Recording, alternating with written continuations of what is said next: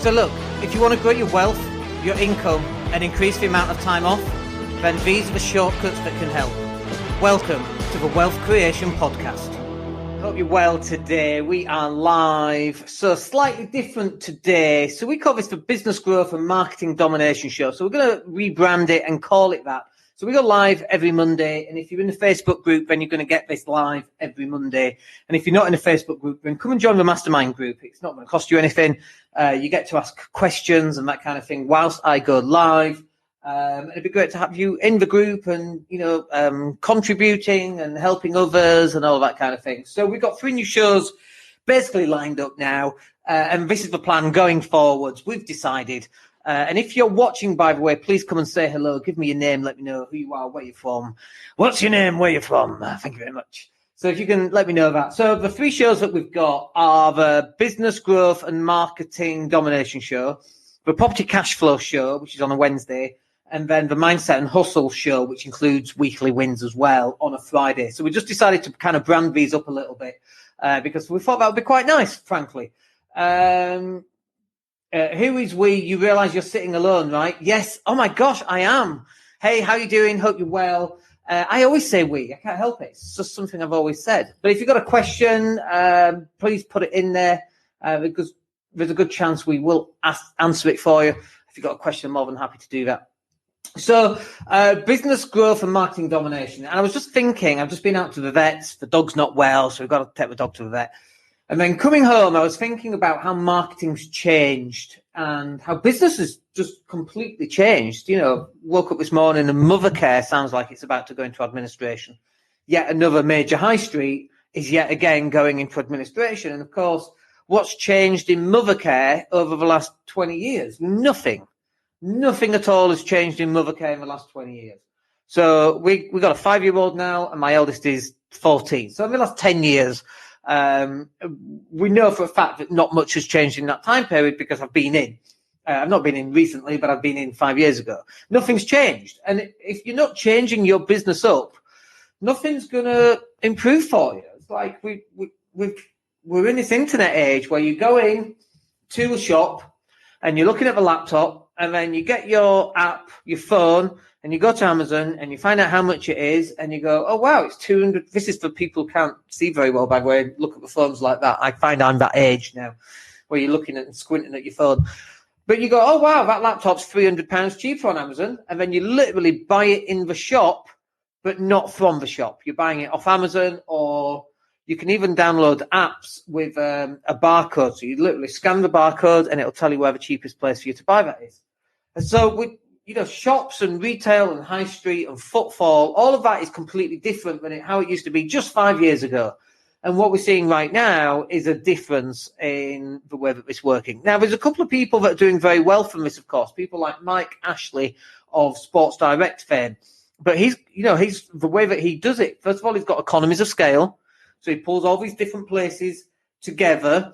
So if he's running John Lewis's, for example, he'll pull Sports Direct and he'll put that in John Lewis's, and then he'll pull one of his other businesses and he'll put that in a different section of Lewis's. So he's got certain economies of scale going on right there. That's the first thing that he'll do. The second thing that he does is he brings his prices right down. And obviously we know that he pays people not a lot of money. And I know lots of people complain at that as well, by the way. But what would you prefer? 120,000 people unemployed or 120,000 people at least with some job? I do get that prices are going up and rents are definitely going up. That's the government's fault if you understand Section 24 and universal credit and how all that's worked. But he brings his prices really down, really low. This is why if you're working in a Mike Ashley store, that's a consequence of not being skilled enough. Society will pay you to the value that you bring. I get paid based on the value that I bring to society as well. Morning, Johnny. Hope you're well. Good to see you on there. Thank you very much for commenting. Always appreciate that.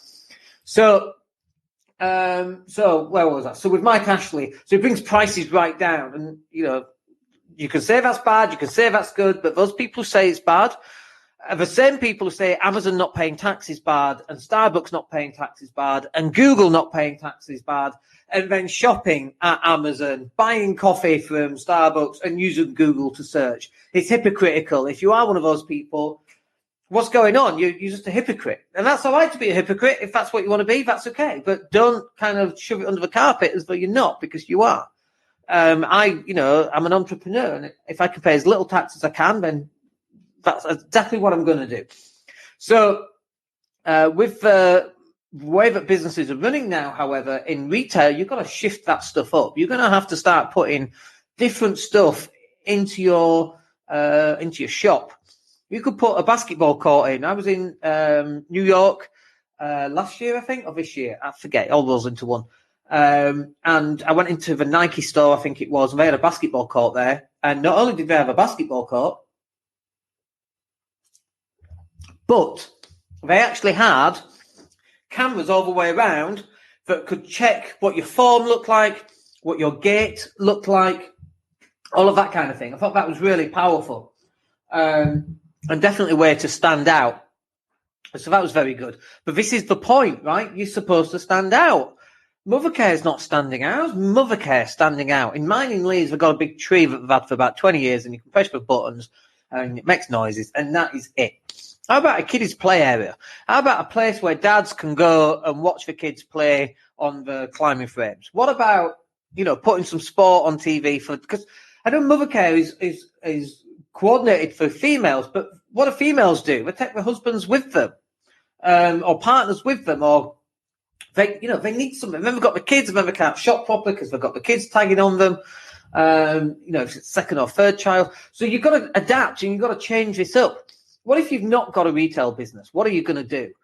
Well, if you've not got a retail business and you're running an online business such as this, Dan, how can I get my message out? Well, exactly like this. How do you think I'm getting my message out? We got podcasts. It's Monday. Podcast went out this morning. Hey, I don't even know which podcast it is because it's all automated and it's all done. And I'm just going to have a quick look. But the podcast that went out this morning, previously published, was recorded a week or two ago. Why shareholders are the equivalent of workers in public companies. That went out. And if I look at the stats, we've already had hundreds of downloads on that podcast, which is really cool. So we know that you can do that.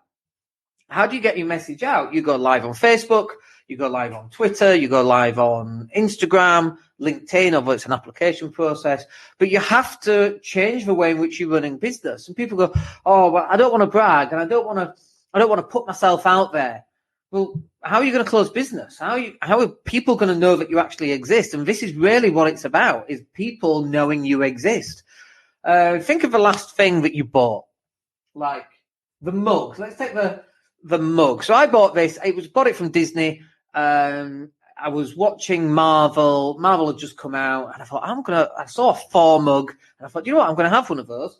But if it hadn't have been for Thor in the Marvel films, it's just a square mug. I might have seen it and thought, wow, that's cool. But the fact it's a Thor mug, that's what sells it, right?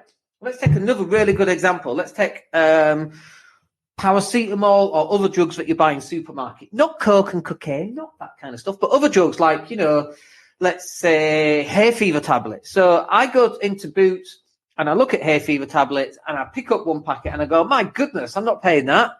And then I go to Tesco's, or might even be in Tesco's, pick up the same one that's like £4, or I can pick up Tesco's own brand that's £1.20. And I go to the thing that's actually, the agent that's actually working inside of that drug. And it's the same thing. The caffeine and the paracetamol for nighttime simply is paracetamol without caffeine. And paracetamol for daytime, these are the day-night things, simply have caffeine in them. That's the difference. It's bizarre. But you can get Beecham's, and that's one price, or you can get Tesco's, and it's half the price. Well, I'll go for half the price. I had a Snickers bar a couple of days ago, and I bought some Snickers, and I bought the supermarket's own. I thought, you know what, I'm going to test these. I can't help myself, And I know I was fasting and all that kind of thing, but I was on a cheat kind of couple of hours, so I can eat whatever I want. So I had a fake Snickers, and you know what? It tasted exactly the same as a Snickers. Same size, same experience, no difference, right? So most people, however, they will buy the Snickers. And why do they buy the Snickers? Well, it's got Snickers on it. Coca-Cola. I was brought up on Roller Cola. Do you remember the big 5-litre bottle of cola that you used to get?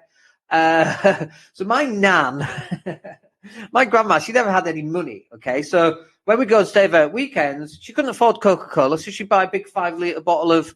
I mean, obviously now, by the way, we're like 9 and 10. Now, of course, you'd fall over, wouldn't you, about that kind of thing? Just the sugar content alone, it's just dreadful.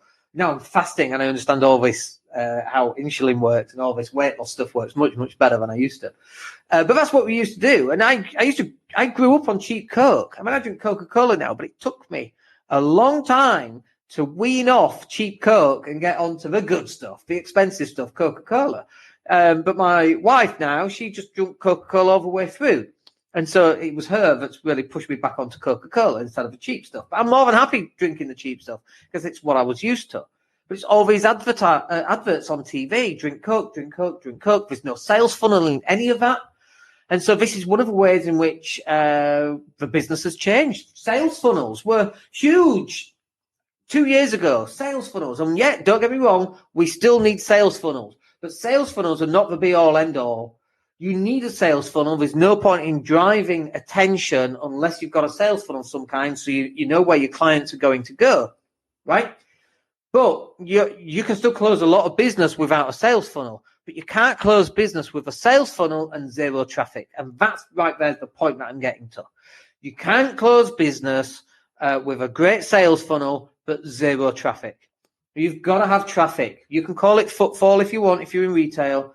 And when you've got traffic, you've got to get its attention.